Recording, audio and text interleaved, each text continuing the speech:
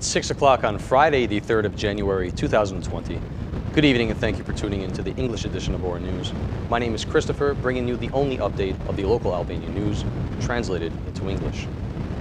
Angelo Masafra has chosen the first few days of the new year, 2020, to convey a message to all Albanians, especially the policymakers in charge. The Archbishop Angelo Masafra demands that no one wash their hands with problems that the country is going through, but that everyone should make their own contribution towards restoration. Nobody has the right to wash their hands in the face of difficulties and problems. No one.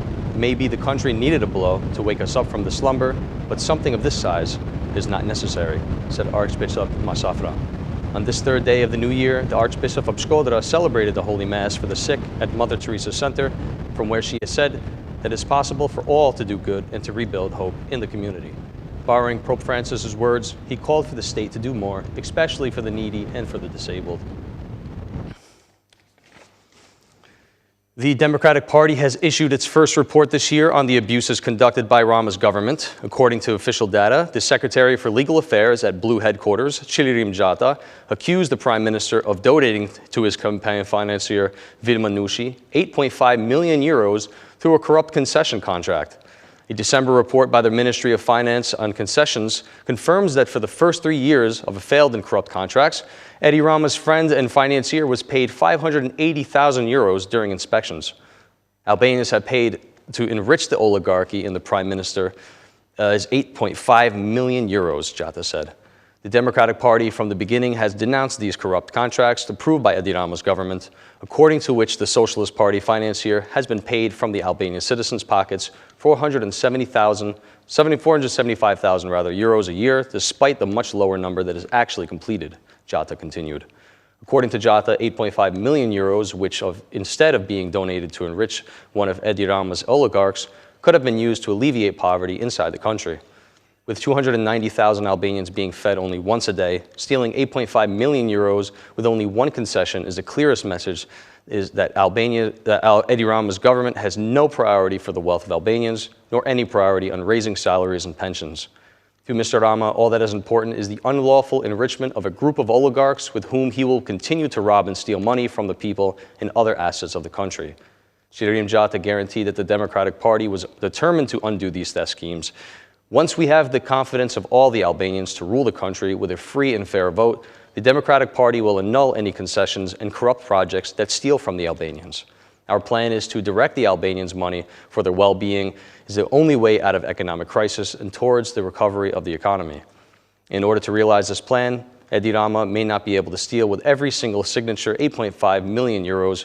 We need to stand together to remove its championing corrupt government as soon as possible, concluded Gjata. While the future of the Kosovo government remains uncertain, DLK Vice President Vjosa Osmani warns Vetëvendosje not to make the historic mistake by not reaching the coalition. The situation is expected to be clarified early next week when the Vetëvendosje leader is invited to the presidency to take over the Prime Minister's mandate and when the DLK decides on furthering talks. For the deputy leader of the Democratic League of Kosovo, the failure of negotiations for a joint government with Vetëvendosje movement would be a historic mistake for the country. The prime ministerial contender in the October 6th election race said on Friday that parties should not renounce the deal in any way. I can't say what the new state will be, but I think it would be a historic mistake for the country if there is no agreement made with Vetëvendosje. As for the holder of the DLK list and representative of the voters, I have the duty to send with the will of the citizens to the end, and the end I will persist, Osmani said. The DLK is expected to speak on Monday following the presidency meeting on the future of the two-party pact.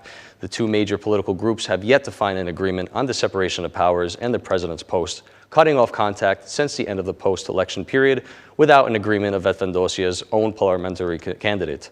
The parties are awaiting developments following the January 6 meeting between President Hashim Thaçi and his prime minister-designate Albin Kurti, a meeting that was rejected 3 times in a row.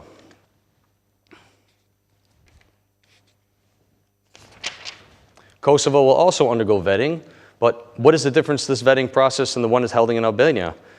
The head of the Vetëvendosje movement, Albin Kurti, in an exclusive interview for Artur Zhe in the Mission 360 Degrees, broadcasted on the evening of January 2nd on radio television Ora, reveals certain details.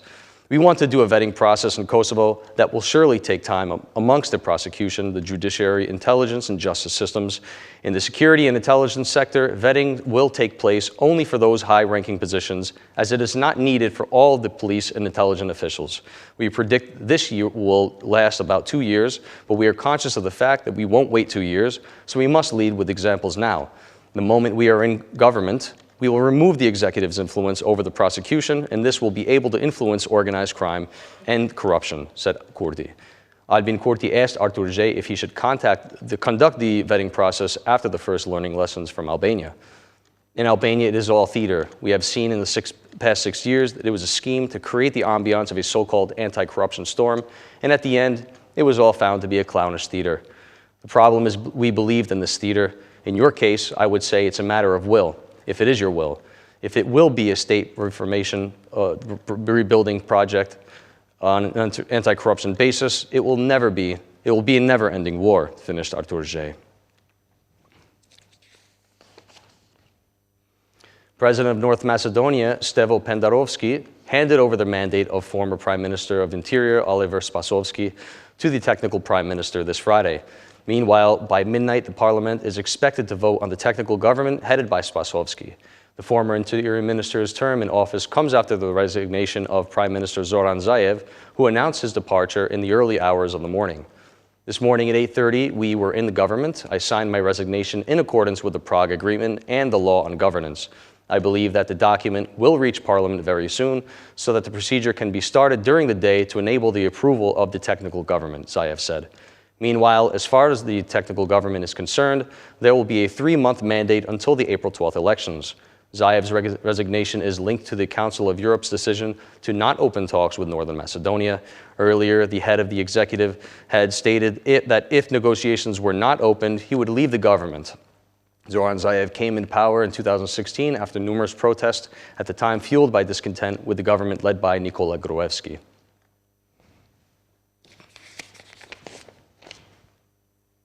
The Democratic Party responds to the attack on the Montenegrin embassy in Belgrade.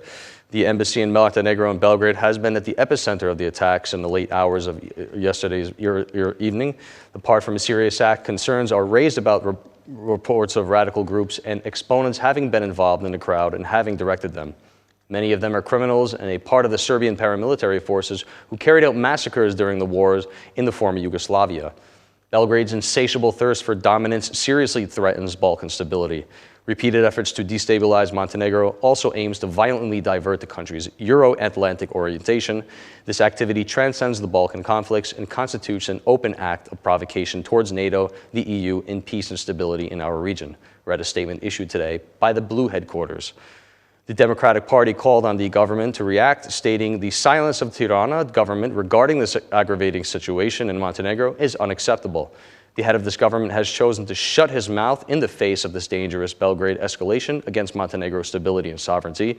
This silence becomes even more acute when Albania is left in charge of the OSCE, the organization whose motive for existence is security and democratic standards of coexistence. The Democratic Party appeals to international organizations to carefully monitor this crisis situation, fueled by the forces and wills that seek to divert Montenegro and the entire region from the Euro-Atlantic course, determined by the free will of its citizens, to reverse its course of a detriment to the stability and development of this region, imposed by the will of corrupt, anti-democratic, totalitarian cliques.